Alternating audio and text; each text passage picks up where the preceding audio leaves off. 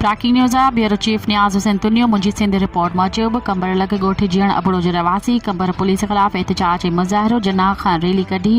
मुख़्तलिफ़ रोडन रस्तन खां थींदा अची डिस्ट्रिक्ट प्रेस क्लब पहुता ऐं धरणो हणी मुज़ाहिरो कयो। इन मौक़े ते अलाह ॾिनो अबड़ो गुल हसन बुघियो आकाश बिरोही ऐं ॿियनि सहाफ़ियुनि सां ॻाल्हाईंदे चयो त असीं ॻोठ में सोलंगी होटल ते शाम जो चांहि पी रहिया हुआसीं त अचानक कंबर जी पुलिस अॻुवाणनि SHO ओशाक शर्क ऐं स्पेशल टीम जो इंचार्ज मुजाहिद शाहानी ऐं ॿिया अमलदार असांखे खंबे खणी ज़ूरी मोबाइल में विहारियो। अलाह ॾिनो अबड़ो इल्ज़ाम लॻाईंदे वधीक ॿुधायो त मुंहिंजी तलाशी वठी जेब मां रक़म 75,000 रोक